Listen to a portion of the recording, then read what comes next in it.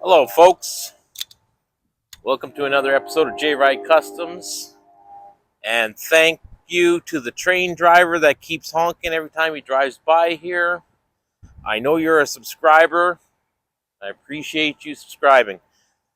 And yeah, here we are. We have here today a 1973 ish. I'm still not 100% sure on what year it is, but I'm pretty sure it's 73 ish. Same year I was born. This is a great year. Yeah, this thing was dirty, dirty, dirty. It sat on a tree line for like 4 years, so it holds water. That's a good thing because these are amphibious. These little guys are amphibious, and they weigh 800 pounds. These guys. This one's in pretty sweet shape because it was in a shed for, geez, I seen this thing in the shed when I was 16 years old. And I just got my license, and all my buds got their licenses. So we were on the road, we were doing things. So we were like, let's go visit Cleo. Let's go visit Cleo. So we go to Cleo's place, and he's like, guys, you got to come see what we got here. And he took us into this shed and showed us this thing. I'm like, wow, that's cool. And I'm like, it looks like a Corvette. And yeah, it just sat there and sat there up until 4 years ago. His dad was planning on building a shop, so the shed had to go. So that's when they put it outside. And they built the shop, and unfortunately, it never made it back into the shop. His dad got sick. I'm not saying why, but some people know why. And yeah, the never got put back inside, and the family asked me to sell it for them because I'm always selling stuff, and I know people, and I know you. So yeah, they asked me to sell it, and I posted it locally for sale. And of course, there's these dreamers and people talking and people wanting it, but they don't want to pay anything. Manitoba is a great province to live in, but it's a really tough, tough province to sell something. It's tough. It's a tough province. So, and we weren't asking a lot of money for it either. So I'm like, well, screw it. I'm going to buy it. I'm not giving it away. I bought it. I bought it for their asking price, and I brought it home. The boy and I went and got it. Finally, yesterday, we were able to get it out of the tree line because it was sunk halfway up the tires and frozen in the ground, and we didn't want to pull on it until it melted a bit. So, because these things here, they're fiberglass, and I know they got a metal belly pan underneath, but I don't know how strong they are. So we waited till it was warmed up enough, and then we popped it out. And yeah, this one here originally came with a single cylinder Tecumseh motor. Someone has swapped it for a 440 Articat engine. So that's a huge difference. This thing must really boogie. I don't know a whole lot about two-stroke engines, so I'm a little bit leery on firing this sucker up since it's been sitting since, well, before the 80s, and it's a two-stroke. So I'm thinking I could pull the carb off. I was thinking about just buying a new one, but those things are $200, so there's a good chance I'm just going to pull the carb, soak it, buy whatever parts I need for it. Can't be much to that carburetor. It's a 1971 motor, so there can't be much to that carb at all. And the reason they said they never drove this thing was because there's a key way either on the motor or on the transmission is broken or slipped out.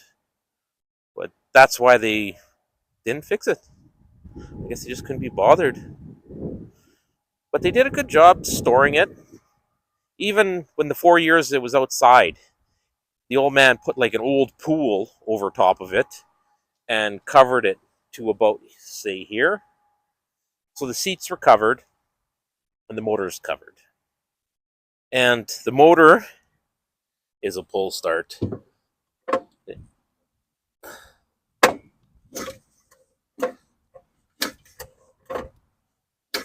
So it pulls.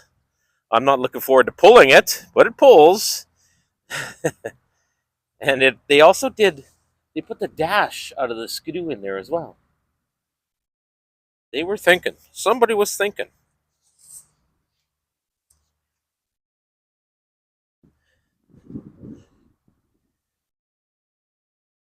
There's so many models you can get with this. I've seen some with roofs and a windshield, and they had like little covers for the engine.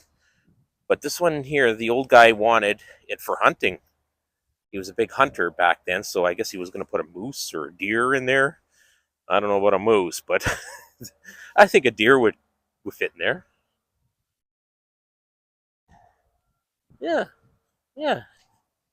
And this thing here is chain driven to the front axle. There's a big chain that runs from the transmission all the way to the front axle. So that's kind of neat. I bet you that'd be pretty loud. And there's not too much extras on this guy. See, there's no lights on the front there. It's just the one in the center and nothing on the roll bar. And there's no Corvette lights in the back. I've seen them with Corvette lights in the back. Wouldn't it look cool with like 71 or 72 Chevelle lights in there? That'd look pretty cool. That's my opinion, because I think the 71 and 72 Chevelle lights are like the best years for Chevelles. So, yeah. And there we have it. I don't know how the transmission shifter works at all. And if you have an idea, please put it in the comments. And you can see it holds water in here. So that's a good thing. It's not rusted out. Yeah, pretty darn cool. Pretty darn cool, this machine. And it's got 3 seats in it. I haven't seen that yet. I've watched quite a few videos on this Terra Jet thing, and I've never seen one with 3 seats. I'm not sure if that's an aftermarket someone put in there, or that's the way it came. I've seen them with a single bench. I've seen one with like, I guess a 60 in there, but the steering wheel's right in the center. Kind of neat. Yeah. Pretty darn cool. And the gas tank is right at the front here. Yeah. And I didn't find any VIN numbers on it. If you know where there's a VIN number, please put it in the comments. I found a tag here on the dash, but it doesn't say. It just says what model number. And that's pretty much it. And yeah, it looks like the original color was orange. And this is definitely Bondo. That's old-fashioned Bondo color right there. So it has been painted. It looks like a few times, actually. It looks like it was orange, and then primer, and then it was like a yellow, and then it went to a yellow again. Needs to be stripped right down, I think. And new gel coat would be sweet on here. And then wouldn't it be awesome to put like heavy metal flake red paint on here just to bring it back, bring back the 70s? That'd be cool. Yeah. So there you have the Terra Jet.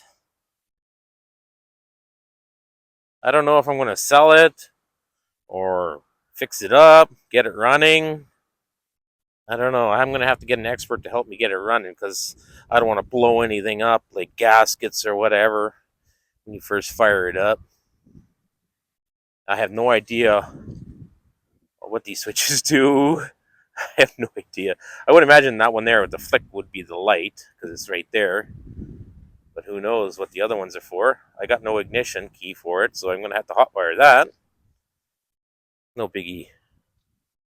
No biggie.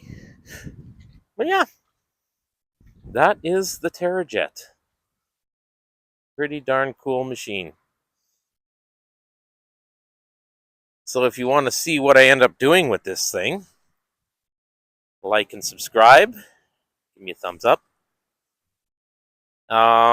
Yeah, pretty darn cool. Yeah, it definitely needs something for the back.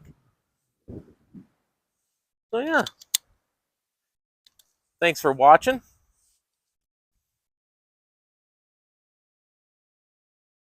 and peace out. Catch you on the next one. Oh yeah.